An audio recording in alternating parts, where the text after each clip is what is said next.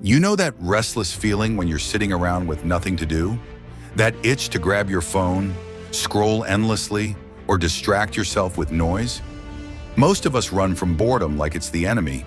But what if I told you boredom, yes, that empty, uncomfortable space, could actually be the secret ingredient to unlocking your creativity, productivity, and even your purpose? If you're on a journey to become your strongest, most focused self, you're in the right place.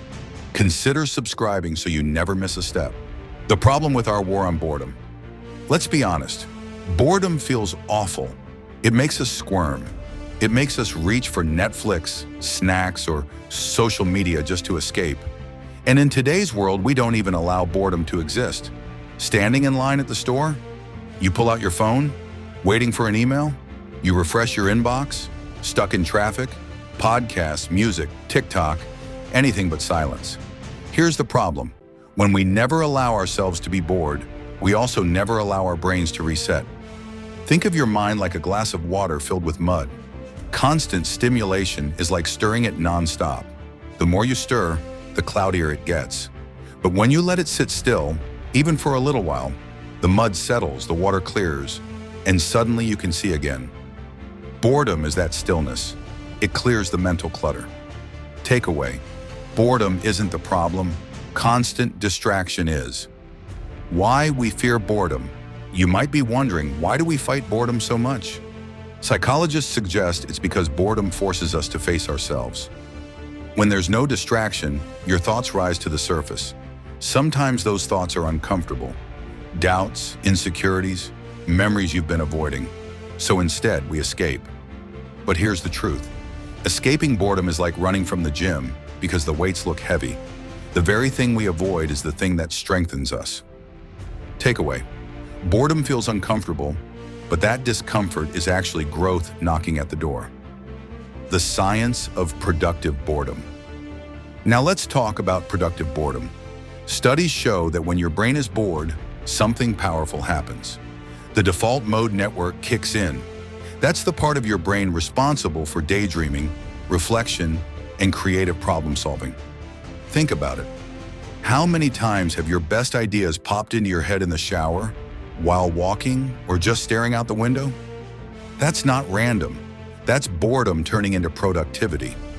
Researchers at the University of Central Lancashire ran an experiment where participants were asked to copy numbers from a phone book. A boring, repetitive task.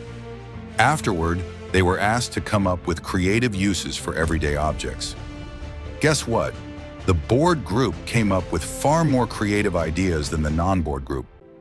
Takeaway: boredom isn't wasted time, it's incubation time. From struggle to breakthrough. Let me share a quick story. A young writer once told me she couldn't find inspiration. She'd sit at her desk, waiting for brilliance, but nothing came. So she gave up and scrolled her phone for hours. One day she tried something different. Instead of distracting herself, she allowed boredom to take over. She went for a walk without headphones. She stared at the clouds. She doodled random shapes. And then, out of nowhere, a fresh story idea hit her, something she couldn't stop writing about. That moment of boredom was the seed. The harvest was creativity. And maybe you've had this too. Your best ideas don't come when you're frantically searching. They arrive in the quiet moments when your mind finally has space to wander. Takeaway: boredom creates mental space where breakthroughs happen. Action steps: how to practice productive boredom. Okay, let's get practical. How do you actually embrace productive boredom in your life? Here are a few simple ways. 1. Create white space in your day. Schedule 10 to 15 minutes where you do nothing. No phone, no music, no tasks, just sit, walk, or look outside. 2. Boredom journaling. When you feel restless, grab a notebook.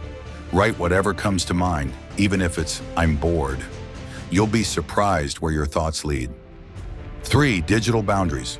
Put your phone in another room during certain activities, meals, workouts, walks. Allow your mind to drift. 4. Embrace repetitive tasks. Washing dishes, folding laundry, sweeping the floor.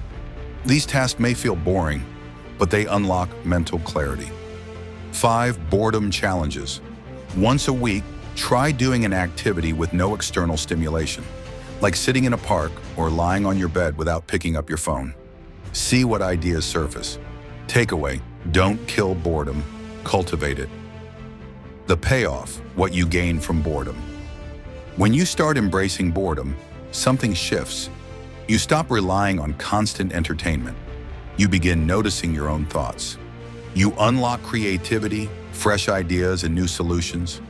You train your brain to sit with discomfort, which also builds resilience. Picture this: you're sitting in silence, staring at the ceiling. It feels awkward at first, but slowly your mind starts weaving connections. You remember a forgotten dream. You outline a project. You imagine a new possibility. That's not wasted time. That's breakthrough time. Takeaway: productive boredom doesn't take from your life, it multiplies it. Optimistic realism. The honest truth. Now let me be real with you. At first, embracing boredom won't feel good. You'll itch to grab your phone. You'll feel like you're wasting time. You might even feel anxious. That's normal. It's like the first workout after months of inactivity. It feels harder before it feels rewarding. But if you stay consistent, your tolerance grows. And soon, what felt unbearable becomes a source of power.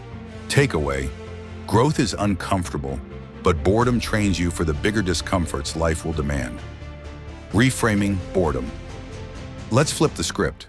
Instead of saying, "I'm bored," start asking, "What's trying to surface right now? What thoughts am I avoiding? What ideas are waiting for this silence to arrive?" Boredom is not an empty void, it's a bridge to creativity, to clarity, to self-awareness. Takeaway: boredom is a teacher, not a punishment. If this is speaking to you so far, hit that like button so YouTube knows to show you more content that fuels your mindset. Turning boredom into momentum. The beauty of productive boredom is this: it doesn't just sit there, it transforms.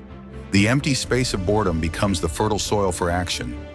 You'll notice that after 15 minutes of doing nothing, you suddenly feel the urge to create, to start, to move. And this is how breakthroughs are born, not in the noise, but in the silence before the noise. Takeaway: boredom is not the end of action, it's the beginning of it, the final challenge.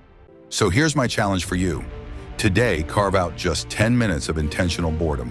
No distractions, no phone, no music, just you and your thoughts. At first, you'll hate it, but if you lean in, you might just discover your next big idea, your next small habit, or your next step forward.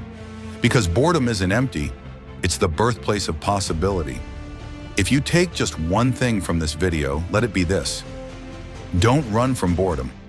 Embrace it. Let it shape you. Let it teach you. You're capable of more than constant distraction. You're capable of creating, imagining, and building a life that excites you. So start with 10 minutes today. Your mind is waiting, your ideas are waiting, and your future is waiting. If this message spoke to you, subscribe for more. Not because I said so, but because every week you deserve a reminder that you're stronger, smarter, and more capable than you think. Stay patient, stay focused, and embrace boredom.